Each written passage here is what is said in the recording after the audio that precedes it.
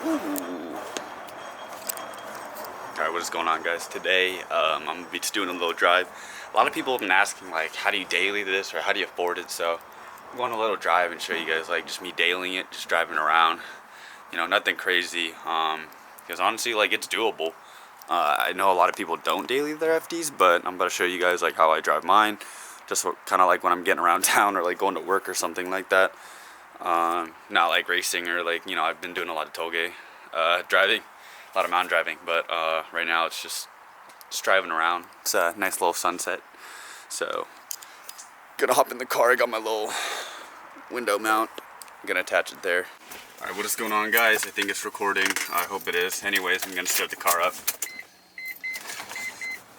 Ignore this wiring.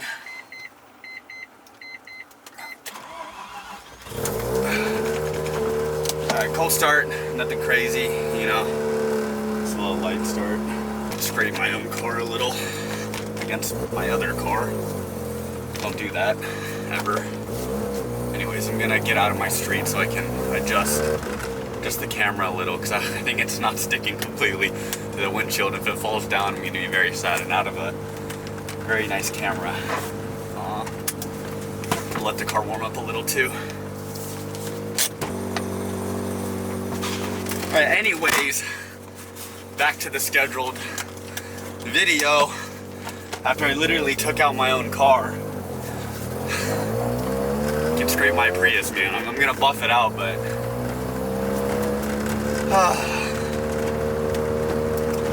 our driveway is very small, so always look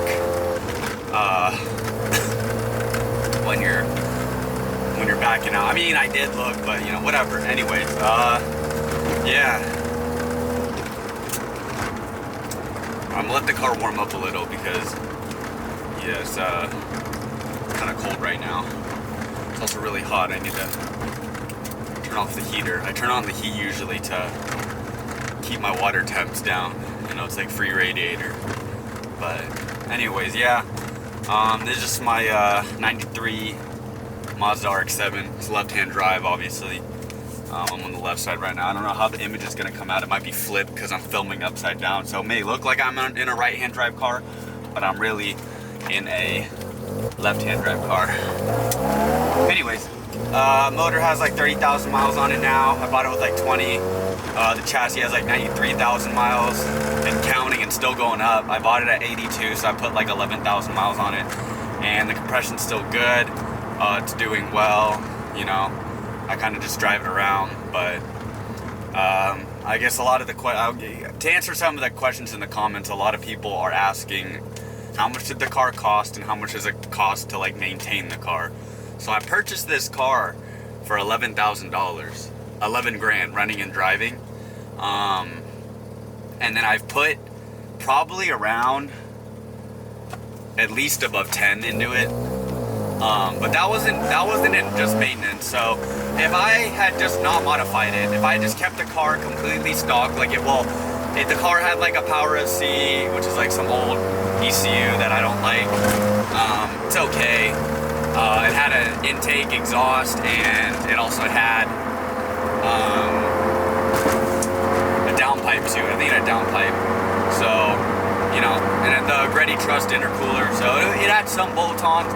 But other than that, it was stock, right? It was just running at stock power with the power SC. So if I just kept it at that and just fixed the minor issues that it just had some the sway bar bushings, sway bar end links had to be replaced. The ignition the ignition had to be replaced. So I had to replace that with the stock A-bomb one. I could have honestly gotten an OEM one or like the HKS one to save money, but I went with the ignition, the stock A-bomb ignition 1A kit. Which ran me $750. Sway bar end links were like $300. What else? The fuel pump relay was $125. And then all the intercooler inlets and piping were like probably like $150 or something. So that's what was wrong with the car. It had a massive boost leak. It wasn't tuned to. It just needed some bushings replaced in the front end and the fuel pump relay. And then the ignition. So if I just done that itself, it probably would have cost me around like to do myself like maybe like $1,500 give or take. So that would have put me at like $1,200 or sorry, $12,000 with some change. But instead I chose to do more. I did a couple upgrades. I did the Supra fuel pump. I did some other stuff. I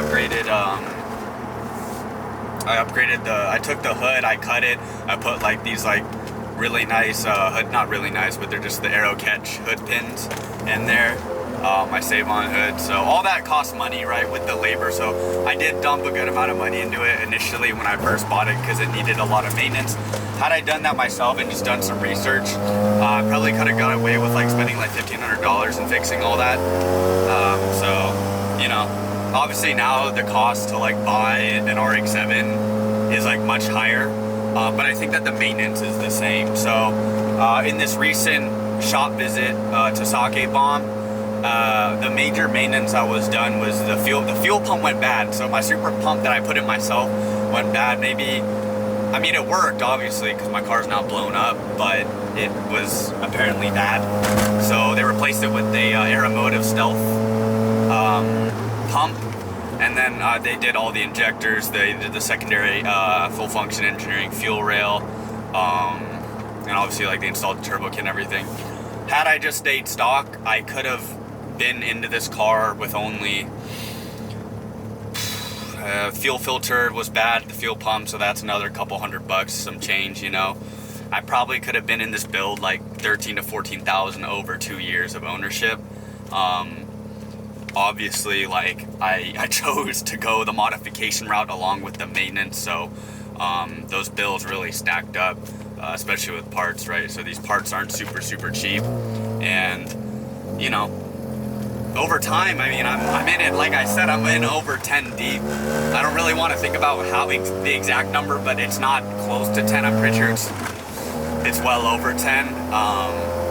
But that's in modifications and labor too. So labor's a big thing. If you learn how to do a lot of this maintenance yourself, you could really get away with owning like not a cheap anymore RX-7, but if I had done it myself, I could have got away with owning a cheap quote-unquote RX-7, but instead I chose to bring to the shop because I was afraid of blowing the thing up, not blowing it up, but messing something up and something to go like drastically wrong.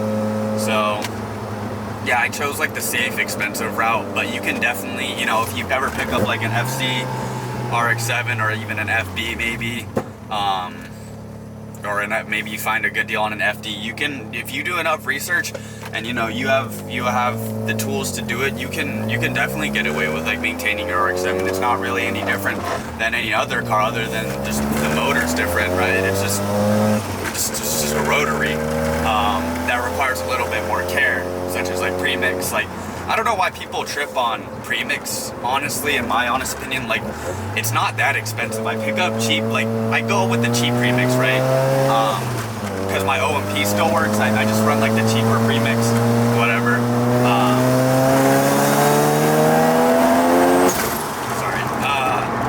And, you know, it goes for, I think a quart of cheap premix is like $5 or $6. And, you know, you run that at half an ounce to the gallon, and you know that'll last you what, like 64. It's like 3 fill-ups, right? That's like 3 full fill-ups. So $6 for every like 3 full fill-ups is like, I don't know why people. That's why I don't know why people talk about or complain about premixing. It makes no sense to me, and it like for the longevity. And like maintaining the motor, like it's not a very expensive thing to do.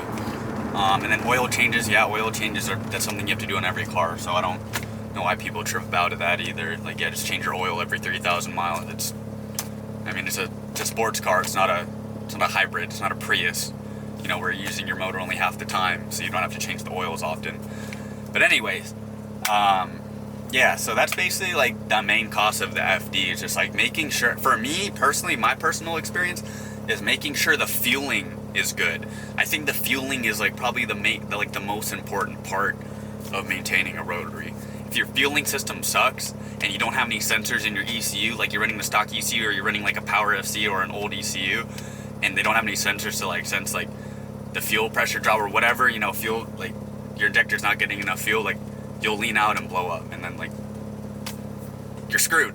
You're not screwed, but you're out of a lot of money after that thing blows up. So yeah, those are just like the basic things I had to do. Not basic, but those are the things like I had to do over my ownership of the FD over 2 years. And like, yeah, I didn't drive it too much because it was down for a good portion of the time. Not a good portion, but it was probably over the 2 years of ownership, it was down for maybe like 5 to 6 months total, when I was either modifying it, or it was in the shop, or I was doing maintenance on it myself, or just various things that happened. The only like drastic thing that ever happened to me that left me stranded was the ECU shorting out, due to like my wiring harness. It like a fuse, like, or sorry, a wire touched another raw wire and it shorted the ECU. You know, $200 mistake. I sent it out to Canada. This guy Michael Gagney, he fixed it up for me, sent it back. Said and done. ECU worked like new again. But for leaving me stranded, it only cost me like $100 tow truck and a $200 fix on my ECU. So in terms, like, I personally have never been stranded by this car, and I get a lot of comments saying like, wow, that thing's like gonna blow up soon, or wow, that thing's like, you know, looking rough. Like, I don't know. In my personal experience, I've had a lot of fun in this car.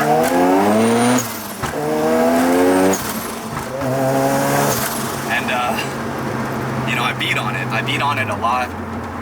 Whether I'm driving to work, sometimes I'll do some pulls, allegedly, on the street, allegedly. When I'm driving in the Mexico mountains, you know, I'll push it a lot, as you guys have seen in the previous videos. But to this day, it's still, I mean, I don't know about now, but, you know, with the single turbo. But on the old twins, I was pushing like 14 pounds of boost, and I ran that for a year and a half to 2 years. And the compression numbers dropped over like 10,000 miles of me just romping on it. It dropped like a couple PSI. It dropped maybe like 5 PSI. I went from like 110 to like low hundreds, like 103 or 104, like on both faces, which that's normal, you know, over 10,000 miles, like that's totally fine with me. You know, I'm running the car a little rich. A lot of people like complain about gas mileage. You're like, wow, like, you know, that thing eats up a lot of gas. To answer that, you don't buy an RX-7 to worry about gas mileage. Like, for me, my tuner tuned it so, and like when I'm just cruising, it actually like runs a little higher AFRs, just at cruising speed, obviously, to get better gas mileage. And, you know, on the highway, I can pull like 17 miles to the gallon if I really try, and that's good for a Rotary. I mean, a lot of like old cars like can't get that, right? And like, you guys have to like think about it. Like, yeah, you can compare it to like, oh, like, you know, like BMW, like brand new M4s or like whatever, the new Supras can get like this much horsepower, and they can also get this gas mileage. Well, this car is 30 years old. I think that's what a lot of people are missing, is that this car is 30 years old. All these 90s cars are 30 years old. They're not, like, they're 30 years behind the technology. They're not going to be as efficient or as powerful as newer cars. A lot of people will boast about the power gains in newer cars. Like, oh, like, you know, I hit this much power in my BMW. I hit this much power in my brand new, whatever, Mercedes. I don't know what they tune. Like, the brand new, like, I don't know, Subaru WRX. I don't know. Whatever the new cars. And like, to that I say, like, dude, if you're like comparing your car's horsepower to a car that's 30 years old, like, it's not really something to be bragging about, in my opinion. If your car's only a little bit faster after you spend all that money than a 30-year-old shitbox, I mean, then like, what's there to really brag about? It's not really bragging. It's just like kind of shitting on yourself, you know? Like, you know, there's dudes in Supras that I've held my own with, like the Mark V Supras, and they spend like 60 grand on their car. And I'm sitting here like 20 something deep, able to keep up in this car that's literally 30 years old, that's 30 years behind the technology. And like, to me, even going even is like an amazing feat in this car. especially like whether it's mountain driving or just like street driving or whatever, to be able to keep up with these like brand new cars, it's like, it's really rewarding to know that like they can do that. And that's why they call the FD timeless, not only because of the way it looks, but because the way it drives and handles. So that's a pretty basic summary of like me owning my FD and what I've experienced in maintenance and costs and like the overall feeling of owning this car. And to sum it all up, yes, it will cost you a lot probably to buy the car. I wouldn't buy another FD now. If I'm going to be completely honest, I wouldn't buy another one now, only because they're taxed so hard right now. But nonetheless, to maintain this one, it's nothing compared to the feeling I get out of it when I drive it. So, for all of you wondering, should I buy an FD? Should I buy an FD? That's for you to decide whether you are financially set or financially, able to afford one. If you can, I'm gonna tell you right now, the maintenance isn't that bad unless you buy a really shitty one. I just happened to get lucky and mine was like mechanically pretty good. Obviously it has some cosmetic flaws, as you guys saw, and if you guys have seen in the other videos, but overall mechanically I got pretty lucky, and it really didn't cost me that much in maintenance over the past 2 years, and the experience and just the drive has been like very, very rewarding, and I don't regret a thing. So hope that answers like all your guys' questions about how it is to drive and like how much it costs and everything like that. And yeah, good luck to you buying. If you guys ever find an FD, you want one, good luck. I actually wish you the best. They're getting more rare by the days.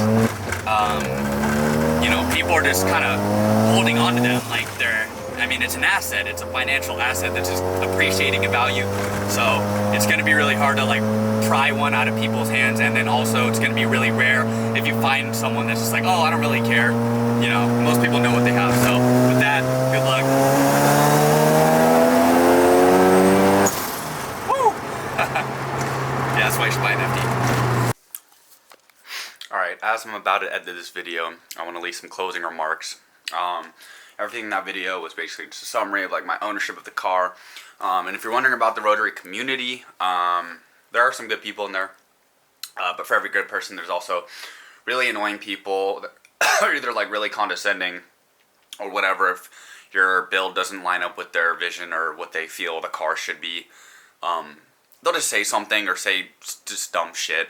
You can look through my comments. Sometimes people like will comment on like my wheel setup or like my suspension setup or whatever. But at the end of the day, like, from the West Coast, from Bay Area, like Los Angeles, that's just like the culture here. Like, we like our cars lowered, the hot boy wheels, I like them, so I'm not going to change them.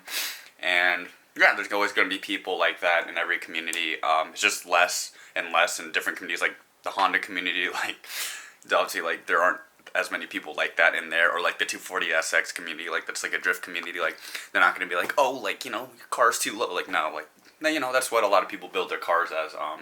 So when you're like a minority in this community, it's tiring, because everyone's got something to say. But at the end of the day, like, it's your car. So if you buy an FD, do what you want with it, and don't let anyone like sway your opinion. And with that, smoking see gas you guys in even the next fast video. wearing velvet. Can you take a 4 or 5 to the pelvis? Plenty money going around, I'm not selfish. And the ladies love me, Elvis. Smoking gas living fast.